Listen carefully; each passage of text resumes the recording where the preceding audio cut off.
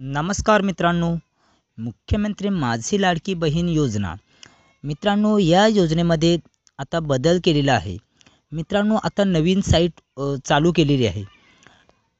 तर मित्रांनो, ही नवीन साईट कोणासाठी चालू केलेली आहे आणि कोणत्या महिलांसाठी चालू केलेली आहे ते आपण पुढे बघणार आहोत.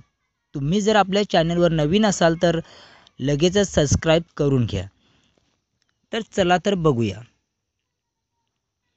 तर मित्रांनो बघा, लाडकी बहीण योजना महाराष्ट्र शासनाच्या महत्त्वाच्या योजनांपैकी एक आहे. या योजनेचा मुख्य उद्देश राज्यातील मुलींना शिक्षण, सामाजिक सुरक्षा आणि आर्थिक स्वावलंबनासाठी प्रोत्साहन देणे आहे.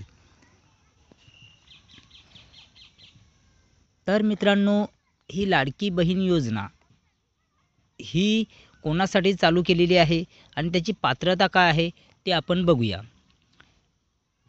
पहिलं आहे, ही योजना प्रामुख्याने गरजू कुटुंबातील मुलींसाठी आहे. दुसरी पात्रता आहे, लाभार्थी महाराष्ट्राचा रहिवासी असावा. आणि तिसरी पात्रता आहे, कुटुंबाचे वार्षिक उत्पन्न शासनाने ठरवलेल्या मर्यादेत असावी. तर मित्रांनो, ह्या आहेत पात्रतेच्या अटी. आता या योजनेसाठी वयोमर्यादा काय असणार आहे किंवा कोण फॉर्म भरू शकतो तर बघूया. वयोमर्यादा, मुलगी 6 वर्षापासून 18 वर्षापर्यंत वयोगटात असावी. मित्रांनो, आधी जे फॉर्म सुटलेले होते त्यांची वयोमर्यादा होती 18 ते 65 वर्ष, परंतु आता 6 ते 18 वर्षापर्यंतच्या मुली पण फॉर्म भरू शकतात.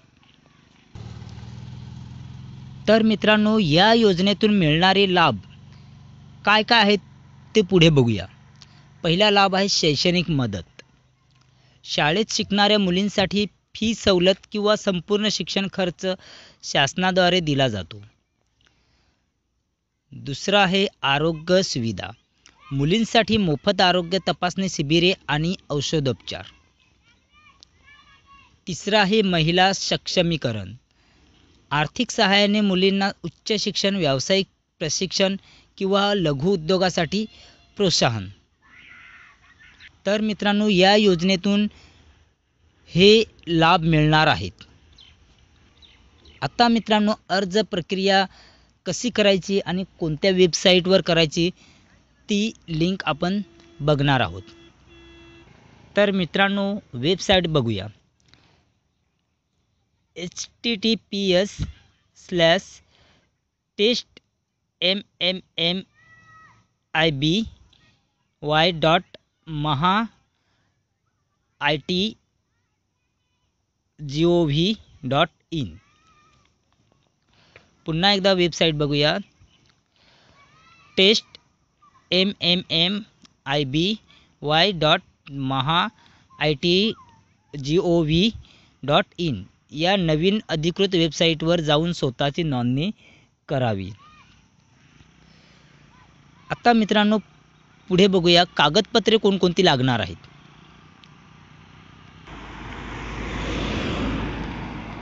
तर मित्रांनो, फॉर्म भरताना ही कागदपत्रे लागणार आहेत.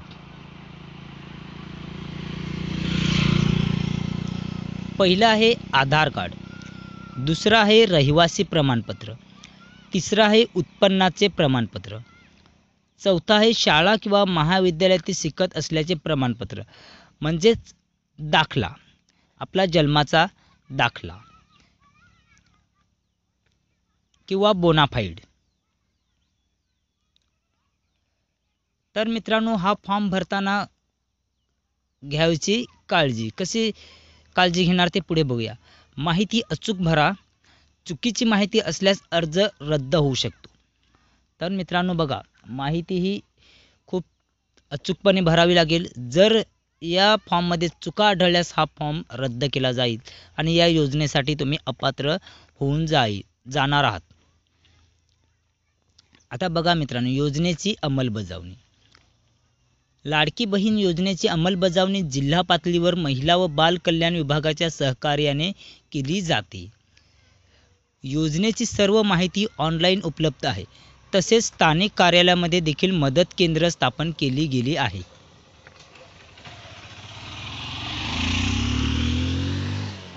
तर ही आहे योजनेची अंमलबजावणी करणारे कार्यालय.